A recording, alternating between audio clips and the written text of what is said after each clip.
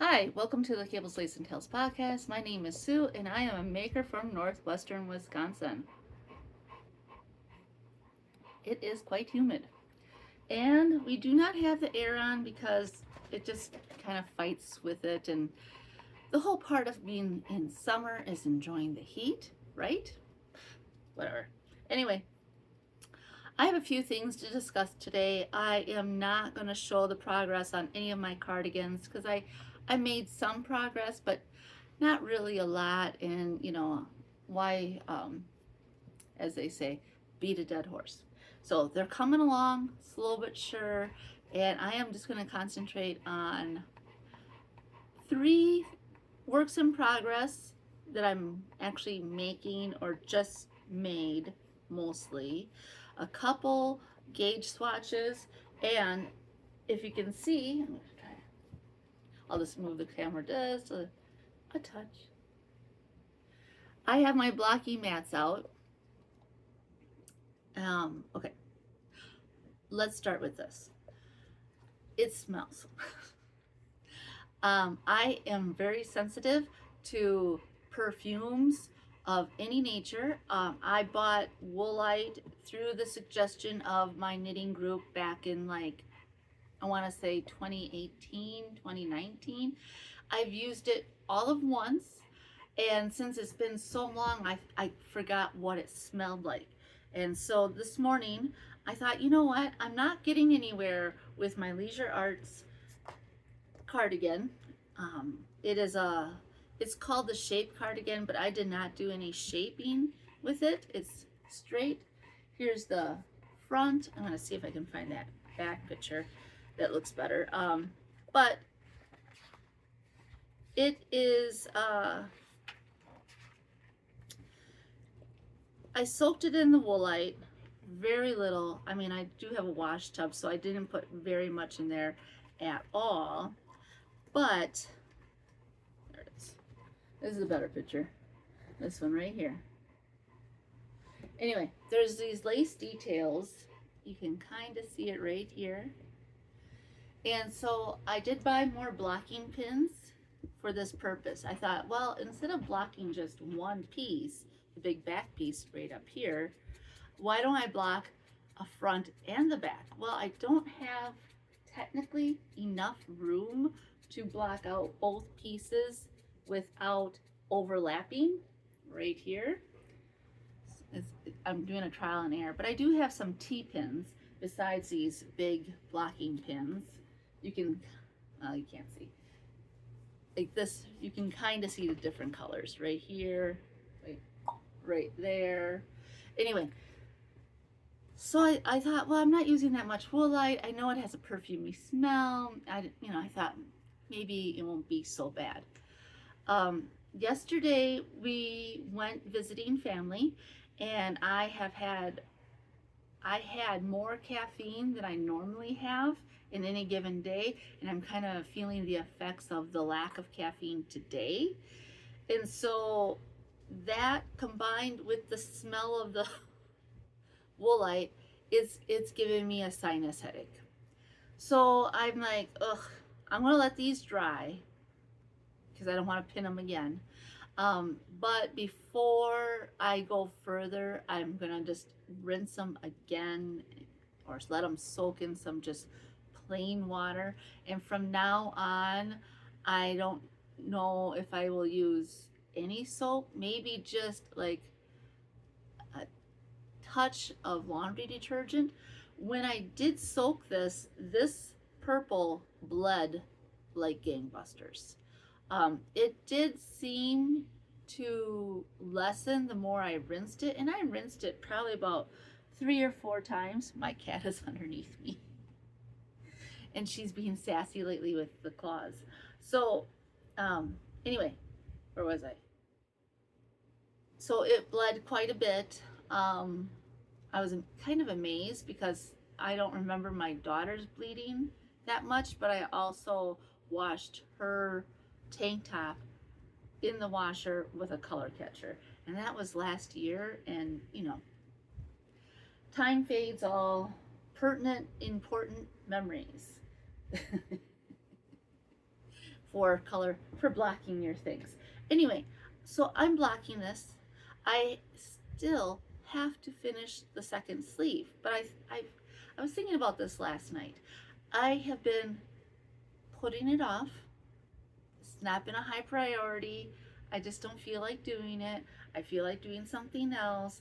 I want to finish some other stuff. You know how it goes. And I thought, well, I really want to get this done. I want to get it out of my rotation. I would love to cross it off one of my lists. So I thought, I'm going to just block these two pieces and see how they fit. Now, remember I had the big swoopy, it's in one of my old podcasts, like what happened here or something like that. One side really swooped out, and I'm going to push it over just a little. See if I can do this.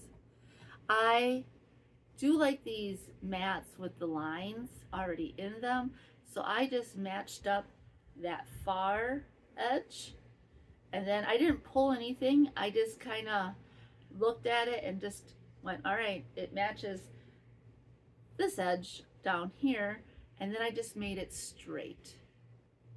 We're just gonna see how it goes. I'm not really too worried about it, and if it is a little oversized, that's fine. It's a cardigan, and I'll probably just, you know, enjoy wearing it over some clothes at work or whatnot. Now, it does smell, and I am going to take that woolite. There is a church not too far from my house with one of those like a little library, you know, that people have in their yards and whatnot. But this is like household items or food library. So I'm just gonna bring it over there and put it in. I've used hardly any of this woolite, and you know, maybe someone will really appreciate it because I don't really want to throw it away, but there is no way I am keeping it in my house. Now, I have been gauge swatching. My cat Anya's right underneath me. Hello, would you like to come up? Oh, hello. Oh, hello. I will say hello. Hello, my name is Anya. I showed up in last week's video, and then I was kind of sassy afterwards because I don't like being held against my will. All right, so I have been gauge swatching because, well, you have to gauge swatch. I'm feeling really frustrated with my gauge swatching. You know, mock-ups and gauge swatches are there for a reason, okay? Like, you need to know if the needles, if the yarn that you're using is gonna fit that pattern. It is very vital to it. But there is inherently a level of failure associated with everything you cast on. Like, you cast something on and you're like, oh, I'm really excited for this. I bet it's gonna work out. And then it doesn't. And there's that failure. And then you're like, oh, I bet this is gonna fail. And then it does fail big time. And then you're like, oh, I knew it was gonna fail. This isn't the right size. Now I have to find a new needle. I have to find a new, should I even use this yarn? And then you get piles of yarn stacked up because you don't have the right kind of yarn. That's why I find myself turning to Ann Budd's patterns so often, because all you have to do is find the yarn and the needles, do a gauge swatch, figure out what your gauge is with that swatch, pick that gauge line in your size, and do your little what do you call it, spreadsheet pattern. It's very nice. And I can even mix the two patterns together, like when making a sweater. So I do size 42 bust, but the size 40 length, because I'm short, okay? So, oh, do you like that? And I have lip balm on, so I don't want to kiss her, because her fur will stick to me for the rest of the podcast. Now, let's see. What did I do? I'm writing. Okay, so all the failures that you're trying to do, you read a pattern, like, I'm gonna put you down. You read a pattern, like I want to make the Veronica Lindbergh or Kukovica Sailor Swift top, and it requires the main needle is 2.5 US 2.5 or 3 millimeter, and so you need to do a gauge swatch using that needle, the 3 millimeter needle, and you need 23 stitches by 35 rows for the 4-inch gauge swatch. It looks like this. I did buy this pattern off of her site. AKA Nora Knits was collaborating with Kukovica last fall, sometime within the last year, and they were doing a 50% off all of her patterns, so I bought a few patterns at that time. Now, the first gauge swatch I did, so she gives you some suggestions of yarn, and I have Sandusgarn Tin Lena. I bought some a long time ago. I want to use it up out of my stash. I have enough to make this, and so the Tin Lena is it is 53% cotton, 33 viscose, and 14% linen, and you get about 240 yards per 50-gram ball. It is a very light fingering weight. I made a gauge swatch. I did a preliminary look of how many stitches per 4 inches, and I got 28. So that was 7 stitches per inch, and it was too airy at that gauge using a 3 millimeter needle. It was too airy for what I wanted my top to be. It would be gauzy versus a top I could wear underneath my wool sweaters. So I then did a gauge swatch using 2 strands of the Tin Lena. Here's the ball band. I really like using the 2 strands more than the 1 strand.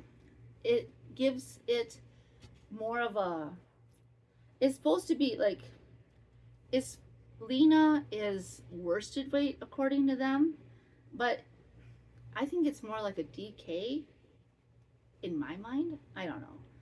I could be completely wrong. Now, I just wet blocked this right before getting online here. I haven't measured it yet, and I'm just going to let it dry first and then see if this will even be doable for this pattern or other patterns. You know, like what if I want to make a different top using that DK weight? I have 6 50-gram balls of the pink color, and then I have 7 balls of a peach color, and it's over there. I like the pink color better. I think I bought the peach color first, so I could do a marl and, you know, make it use up both yarns at the same time, and then I could have, you know, whatever. So then I also have this DK weight Patton's linen. This is a discontinued yarn. I bought this before Joann closed, and then, you know, throughout the time that whenever I would go there, I would always look at their clearance area, and sometimes I found some of these balls on clearance. They weren't really clearanced at that time, but, you know, I was like, well, this is nice. This color is called Sweet Potato. It is a DK weight according to its ball band. Now, let's see here. It has 275 yards, and it's 65% cotton and 35% linen. I started making a tank top with this last year, but I thought I wanted it to be like a longer piece, and um, I just made it too big. I wasn't really thinking how I would decrease everything once I got to the armholes, and it was very disappointing, but I decided to frog it in February. I'm glad I did. This was, part of that project, so I am using up the yarn.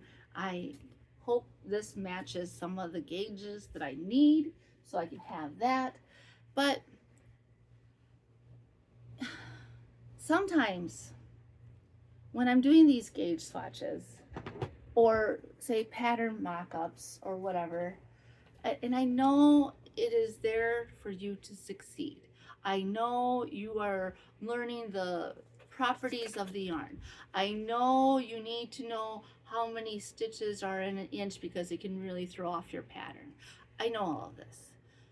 The failure part of it, it can be quite discouraging. But there's another part that really makes me nervous to make a full 4" by 4" gauge swatch. 1, time. I feel like I'm wasting my time. 2, wasting my yarn. And what if I only have a certain amount of yarn? Now, with my vegetable patch cardigan, I knew I was going to need another extra 50-gram ball just to do the gauge swatches because it was a cable pattern and I knew it was going to be trickier than, like, say, stocking net. So I bought another ball of yarn just for the gauge swatches, which you can do. But then sometimes you only buy 6 balls of tin lena, and the person you bought it from lives in Lithuania. Sun Yarn Studio from Etsy, great company. I haven't bought anything from her recently just because I don't need to buy anything right now. Has nothing to do with her business. Her business is wonderful. She has a lot of variety of things and relatively good price points, and she also used to offer free shipping to the United States. I haven't looked at her site recently, so I don't know. Anyway, so when you only have a limited amount of yarn, I'm always afraid of running out of yarn. And yes, you can take these apart and, cannibalize your swatch and put them into your garment. But then, you feel like, should I have just taken it apart right away? Why did I keep it?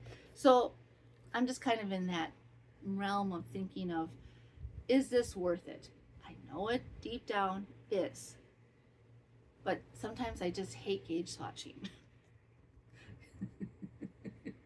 I don't know if anybody else feels the same way. I have a feeling a lot of people feel the same way. But, here are my 2 gauge swatches. This one is about 2 inches, about 1.5 inches, and this one is about the same amount. I'm not as worried about as my row gauge as I am about my width gauge or stitch gauge, because the row gauge I can always kind of change unless you're doing from bottom up, which is a little bit more tricky. But with, like, my piecing sweaters, I'm making cardigans for that purpose. And since I have made things in the past, I know that the 42 is too long, but the 40 isn't. So I have, I have made some discoveries. All right, so this top, I forgot to mention, this has been a finished top. It is the Perfect Tee, I believe, the Comfy Tee, the Perfect Tee. So I made this a while ago. I did mention that when I wet blocked it, the Perfect Knit T-shirt by Caitlin Barthold. I'm gonna hold it, right there. It's not in the, I bought this off of, I believe, Etsy, that pattern off of Etsy. It's probably on Ravelry as well, but so the neckline was really wide, and I can't remember which side it is. I think it's on this side.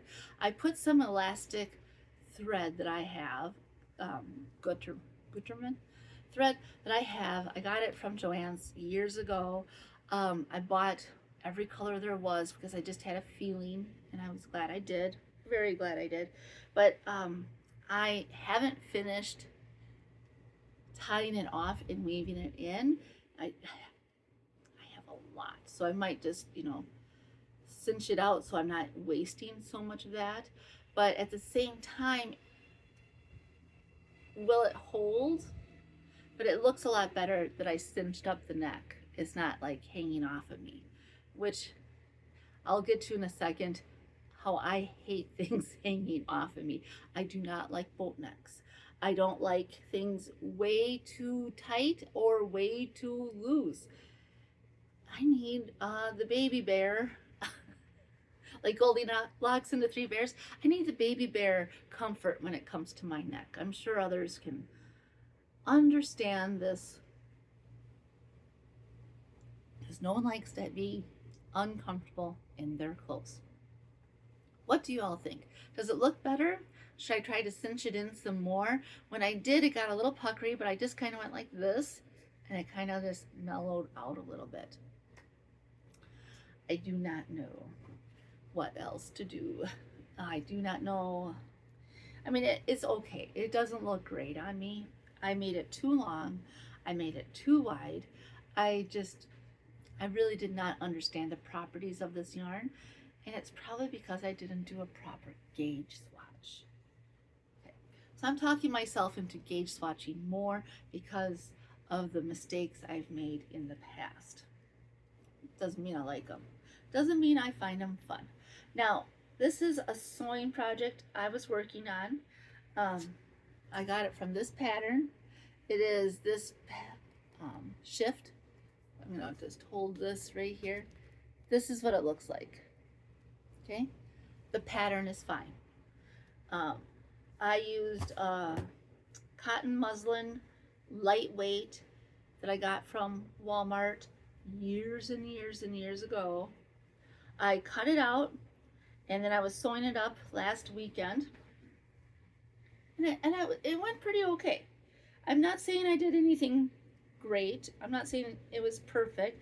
I was sewing on my machine, and I was doing these gores, and they're okay. They're not the best. You can't really tell in this light. Let's see if I can hold it. Anyway, they got a little bunchy up here, which is common. I did the gusset underneath the sleeve. That taught me a lot, because I was like, I did not do a very good job. You can see it's real bunchy. When I put it on, if I put it on, it comes to here. So did I do the wrong size? Possibly. Am I between two sizes? Possibly. I did the size 18. And then I've been looking on Pinterest, I've been looking at YouTube, I've been looking at everything, and people sometimes put a channel around the neck, and then they can cinch it up to fit different styles and whatnot. And I was like, oh, do I even have enough fabric to even do that? Is it going to make it even larger? So when I put it on, the back comes, I'm going to have to just draw a picture. Wow. All right, it looks like a water bottle, or it looks like a bottle. It comes way down here, and I don't like that. I feel exposed. My thoughts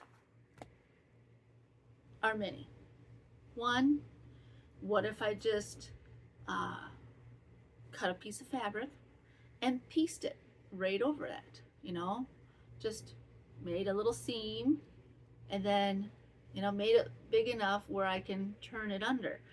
Will it affect the arm area here? Do I just go all the way to the neck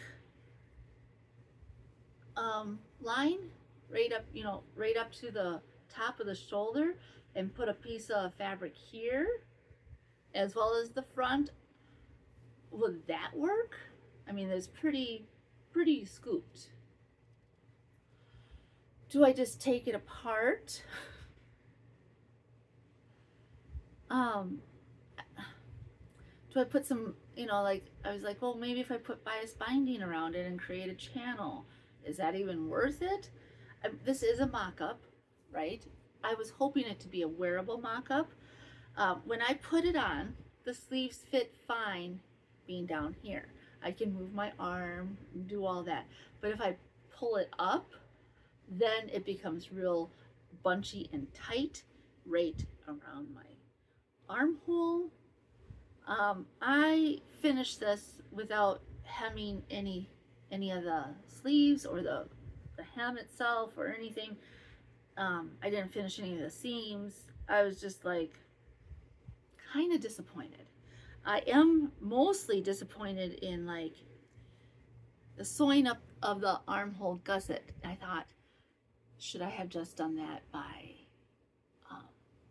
hand instead of by machine? Do I take that out? I mean, I didn't even sew that all the way up.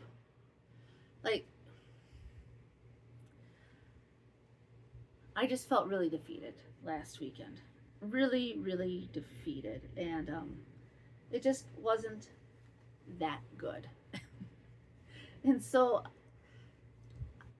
I know it's user error versus pattern error, and I just don't know what to do. And so I've just kind of folded it up and sat it aside, because that needs some mulling over, and I just don't know what to do.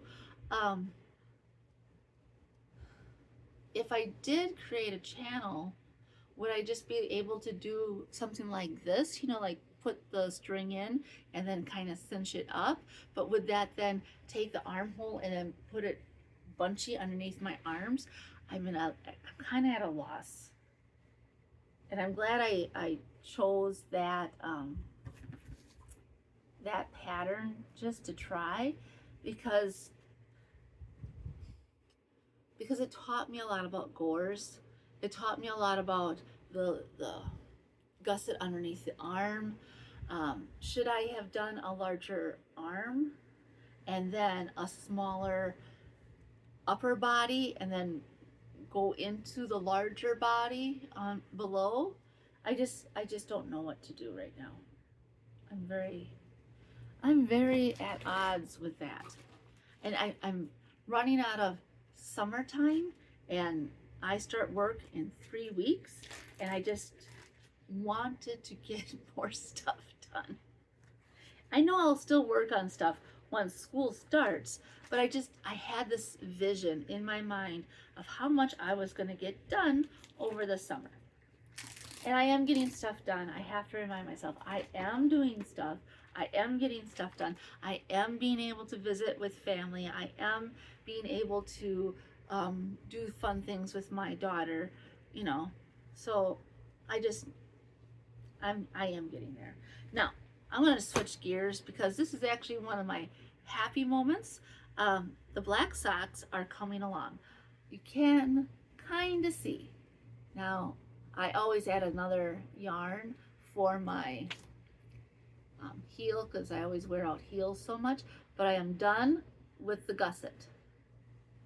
I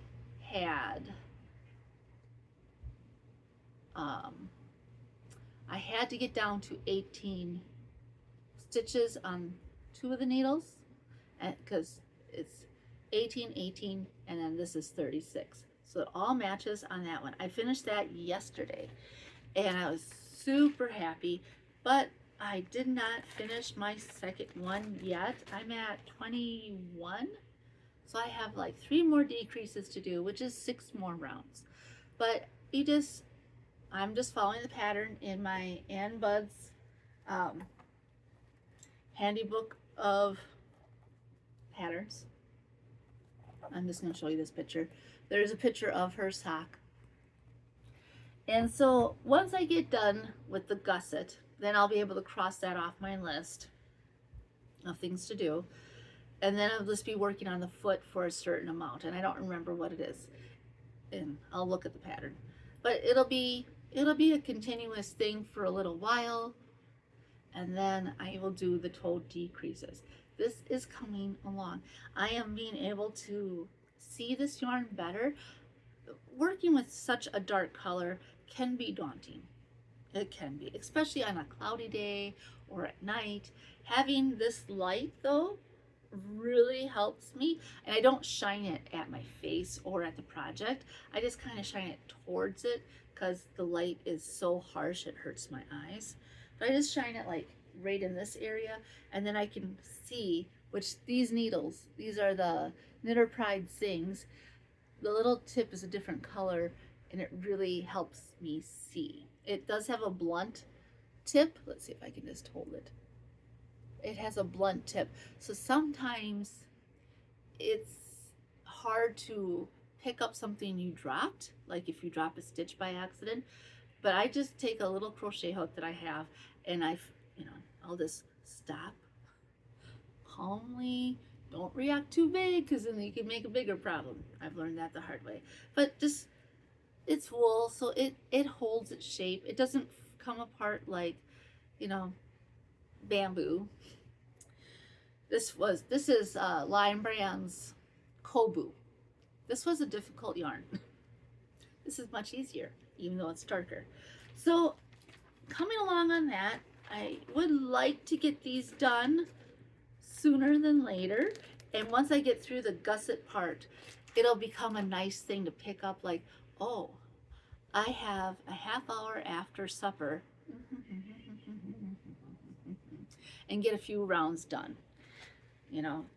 Sometimes it's nice to have those knits where you're just like, oh, well, I'm just watching this show, and I can do a little bit of knitting, and it's stocking net back and forth like my cardigans, or it's like in the round sweater or whatnot. But the thing I'm going to talk about last gave me a headache on, what day is it? Yeah, Sunday night. Sunday night, I said to myself, you need to finish that Patton's cable sweater you want to do. It is from the 80s. Let's see if I can, my water's in the way. I bought this off of Etsy. This doesn't have, the pattern itself is written in these like columns, and then it has a lot of ease built into the sweater. And when I looked at some of the reviews on Etsy, the people were really angry because they said, oh, to fit bust, and then they would choose their bust, like mine would be 42 to 44, and then it would be enormously big. But according to whoever put this pattern out on Etsy, they said that you choose the actual size bust versus to fit bust. So I'm underlined 38 to 40 because it matches the 48, and that will give me 6 inches of ease. So the cable pattern is fine. I did a nice gauge swatch with that. I really enjoyed doing that gauge swatch. That was necessary. And I had enough of this yarn left over from my other cable sweater. I bought this during one of the many shutdowns off of Amazon, and I got a lot. But I think one of the time it was 12 balls, and the other time was 10 balls, and it was like around $30. So this is just Lion Brand Wool Ease, which is 80% acrylic and 20% wool.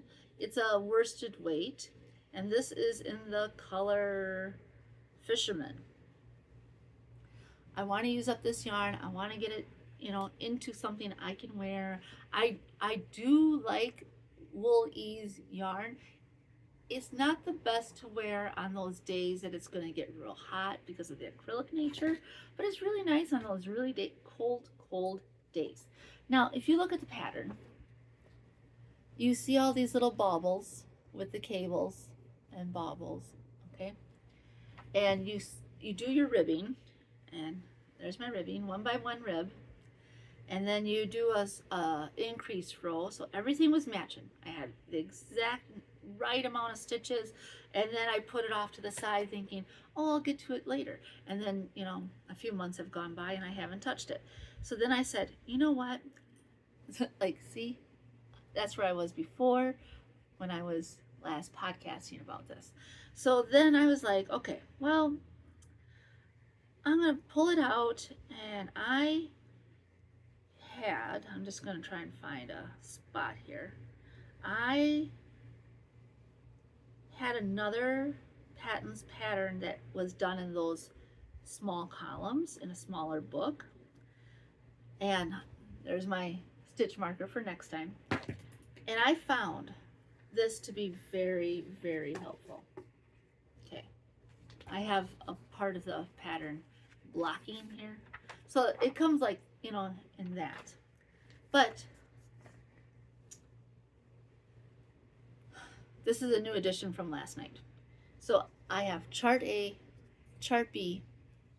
I'm going to start on chart A on row 1 and chart B on row 9, because chart B is 18 stitches with a 12-row repeat, and chart A is 12 stitches with a 4-row repeat.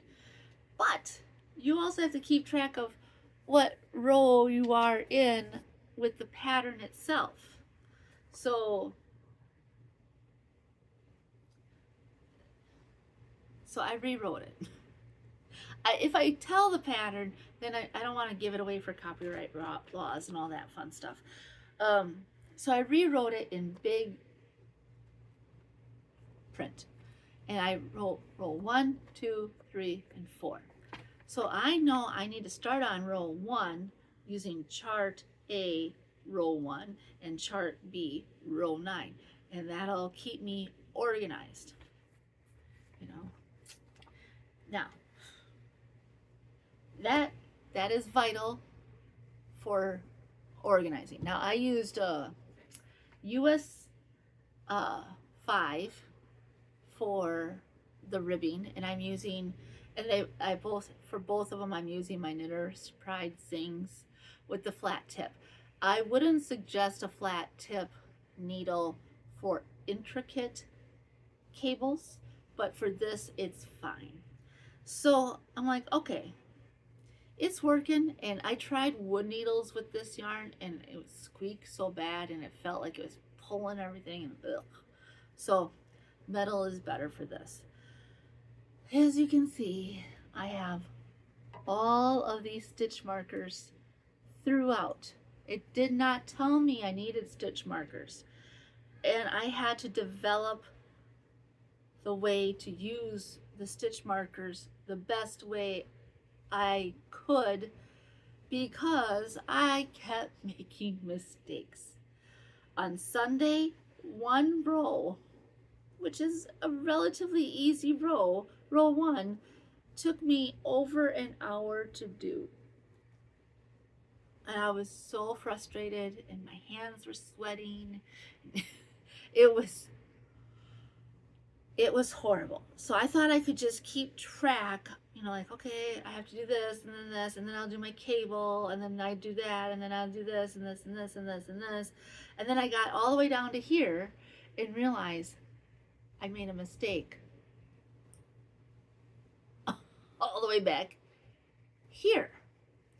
So then I did it again and realized I made another mistake. And I was just like, oh my God. All right. So finally I finished that first row, and I just put it down. I was like, I'm done with you.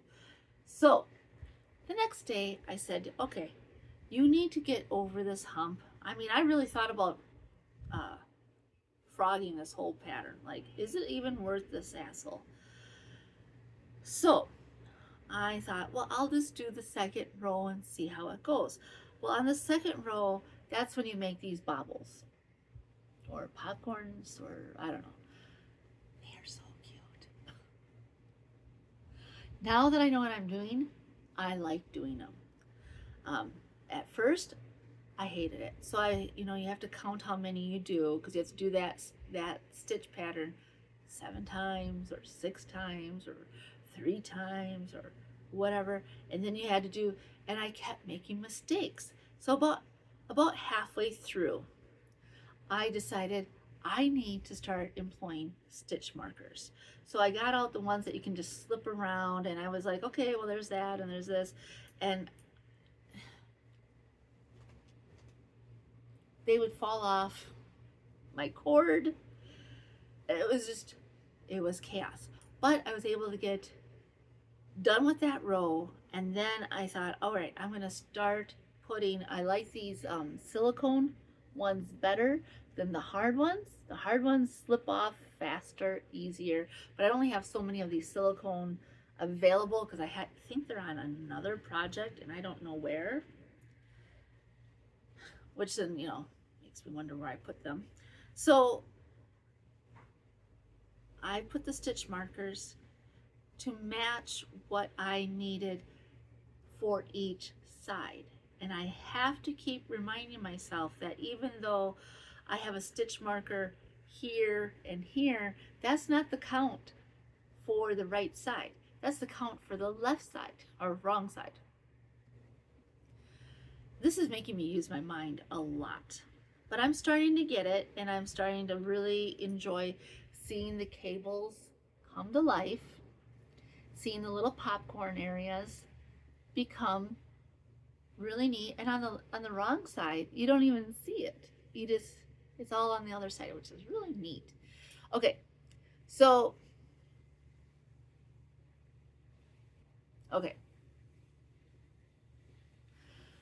yes, this is also done in pieces. So I will do the back and then the front, and then I will do the 2 sleeves. This one's, I remember having a lot of difficulty with my other pattern sweater. Once you get into this, you understand it. It's not easy. This is not an easy pattern. If you are just learning to knit and you're like, hey, I want to do cables, choose an easier pattern. But if you are getting used to doing cable patterns and you're like, I want a little bit more of a challenge, but not too hard, this is a really good intermediate piece. There's lots of cable sweaters online or in books. I mean, one of my books, from Knit Picks, the Homestead cables.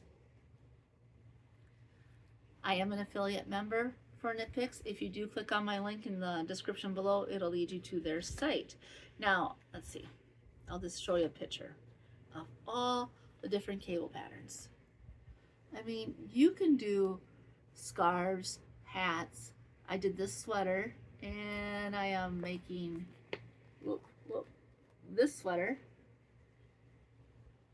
and I want to make that vest. That looks really cute. Some are easier than others. Just find what works for you, and don't give up. I was very tempted to give up. I was so frustrated on Sunday thinking, oh my gosh, one row of 166 stitches took me over an hour. Oh, there's a monarch butterfly out my window. How wonderful. But after putting the stitch markers on my sweater, can you even see those? There. I now know, and I just follow along, rewriting the pattern so it's in long form versus in those columns. Really made a huge difference. This is my size, not all sizes, it's just my size. So do what you can to make your life easier.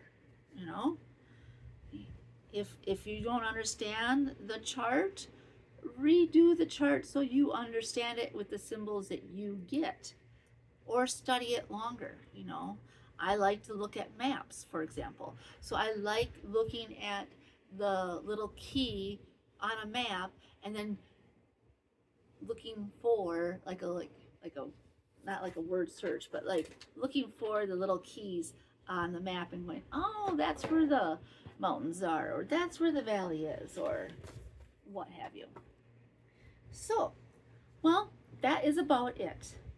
I'm hoping for a good report for these gauge swatches, because I would like to turn one of them into the Sailor Swift top. I do have a yellow of the same color, and if this works, I could see this with a yellow stripe throughout the Sailor Swift top. That would be really cool. But I have some other ideas for this one as well. My plan is to have them to wear under things.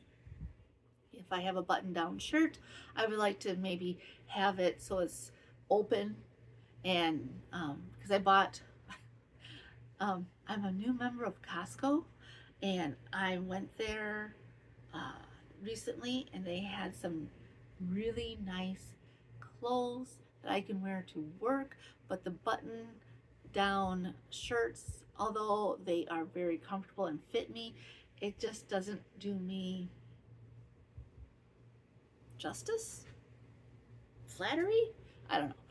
And that, but when I put it over a top I have, it looked really cute.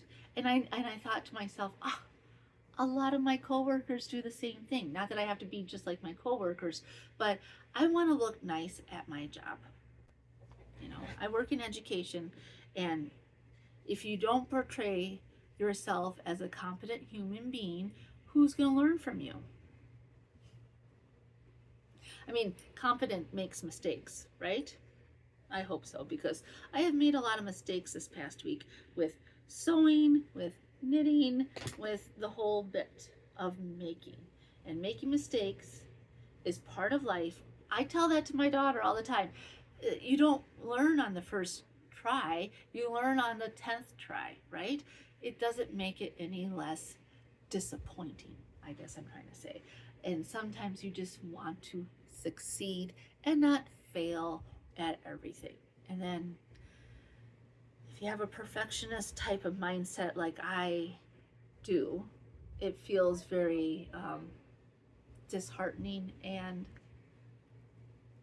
hard to get over. I'm learning, even though in my 50s, I am learning. But that is about it for today. I may re-wet block these so they don't smell. I smell them, and they're not as bad. I did rinse them quite a bit, but I will not wear something that smells too perfumey. And I'm going to get rid of that wool light later today. Yay! So thank you for watching. Thank you for subscribing. Thank you for coming by, stopping by, enjoying hearing what I have to say. I hope you learned a little bit from my failures. And maybe one day I will show you a successful finished project using this yarn. Who knows? And if you don't have extra blocking mats, cardboard boxes work just as fine. So fingers crossed. Take care, have fun. Thank you for coming by. If you do like this video, like and subscribe, and I hope to see you again soon. Take care, have fun. Bye for now.